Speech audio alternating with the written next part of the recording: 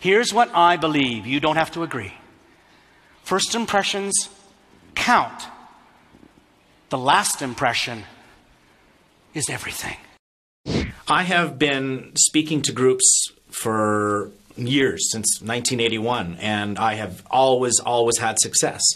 And that's really not bragging. That's saying if I've been at this long, that you can depend on my product, you can depend on my presentation, and you can depend on my professional courtesy to what it is that you're looking for at an event. I mean, I'm just good at it. It's as simple as that. You can't deny it. It's not just about having no arms. In fact, that's kind of what's ironic, is it's not about having no arms. It's about the professional product that I deliver every single time I take a stage, whether I'm talking to 5 people or 5,000, doesn't matter. I am the guy that you can depend on. I promise you, you will not regret the decision. My wife and I were in an antique store one day. We're cruising around. She's on one side of the store. I'm on the other. These old guys are following me around, and they're looking at me because every time I look at them, they pretend to be looking at something else. I came around a corner. There was a pair of mannequin arms on a bookshelf. So I grab one under my chin, because that's how I carry stuff, right? I shouted across the store, "Darlene, I may have found them."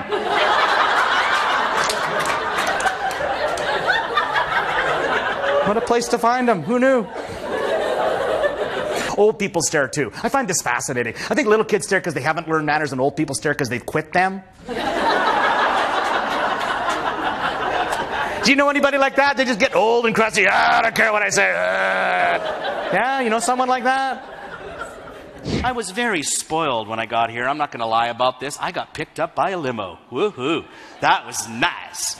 I like limos every now and then. Don't do them all the time. I don't do cabs, because strangely, they don't stop when you go.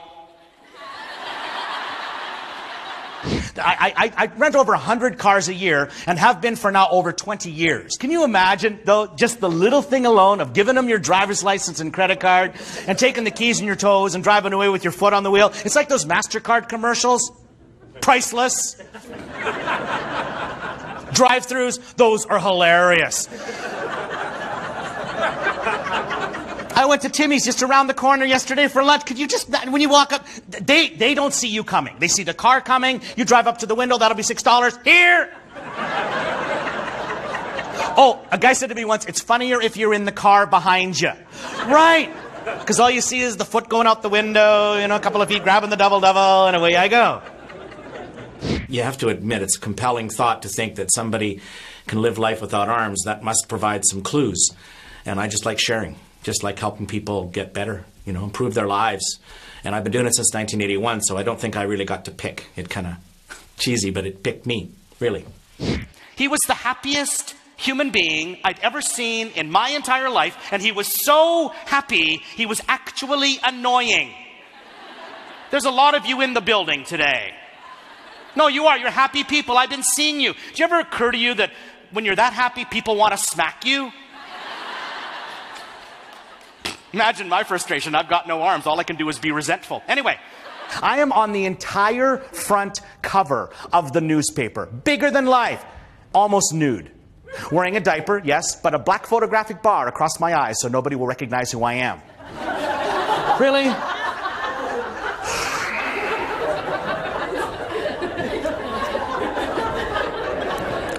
And I was growing up in rural Canada where nothing ever happened, and I was butt ugly.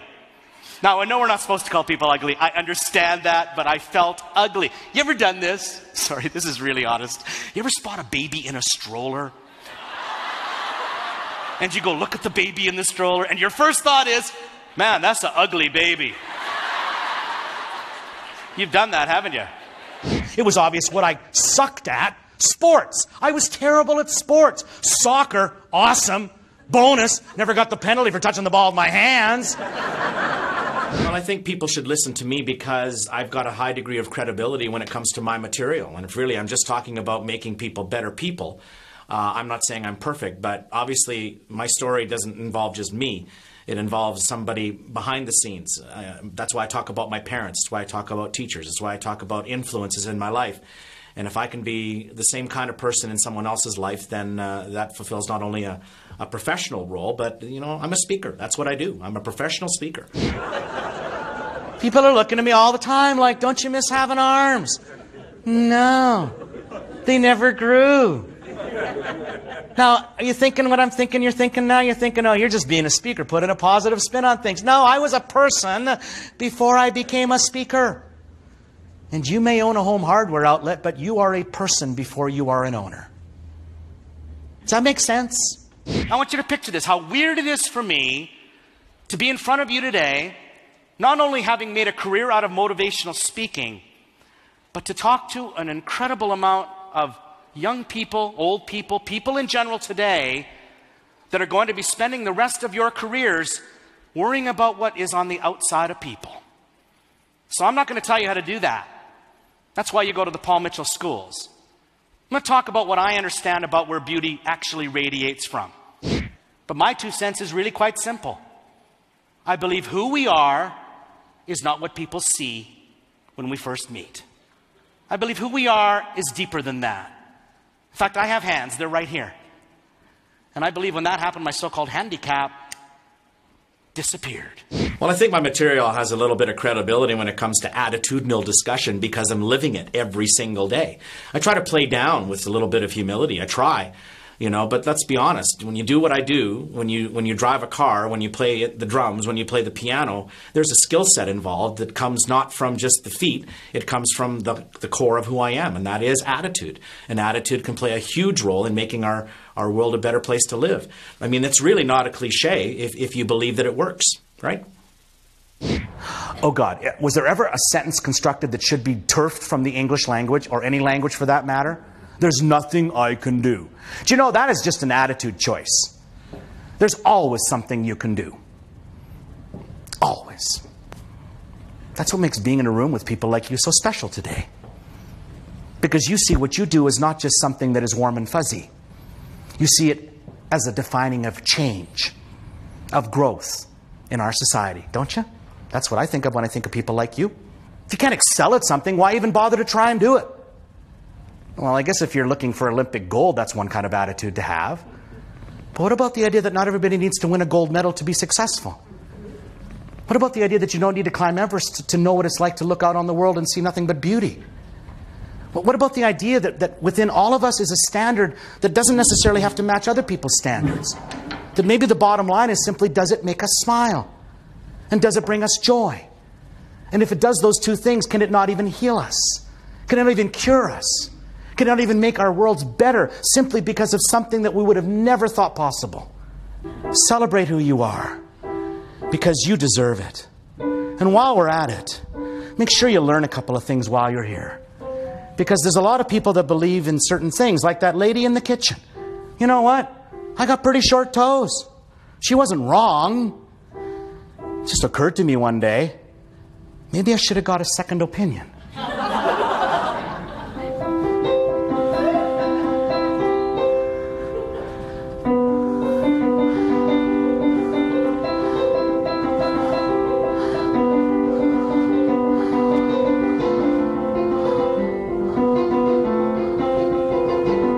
I stand against people that have not been able to get over stuff. That's probably the one that bugs me the most. I had to get over blaming having no arms on whatever wicked monster was out there creating my life, because the irony is whatever it was that made me this way is what gave me the awesome life that I've got. If people could just see the opposite side of what they complain about, then they would live life with more joy, with more abundance, and with more success. Every one of you in this room has a story that you should start writing down right now. Promise me you will do this. Promise me you will start journaling in your life. Because you may think, well, I don't have anything to write about. Want to bet? How do you think this company started? Was somebody who believed in something that was probably said to them 1,000,000 times, are you crazy? Yeah, you know what? It's good to be crazy. But maybe what they're actually telling you is not that you suck, but that maybe you need to work to be awesome.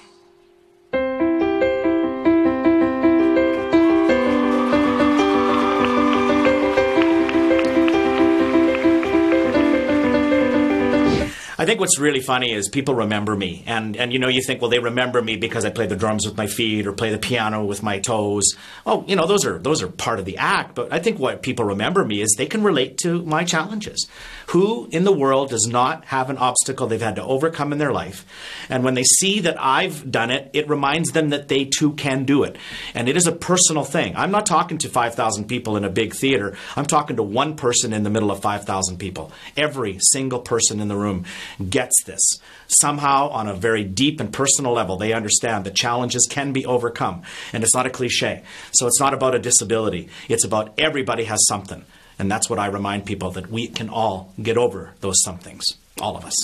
So I would come home every day, and instead of just the old Tommy Dorsey or Glenn Miller, I just played Rush over and over and over and over and over and over and over and over and over.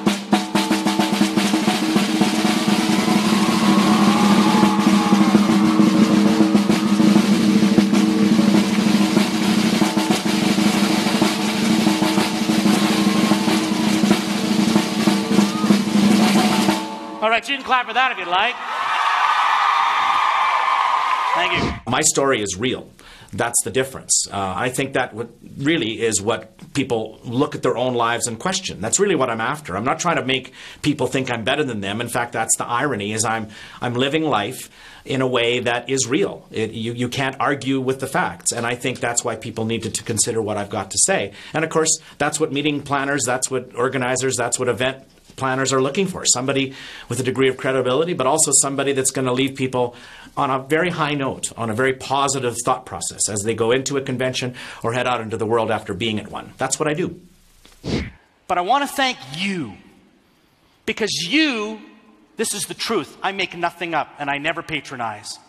You restore my faith in your generation.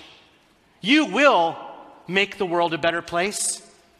And God bless you doing it. Thanks for having me here.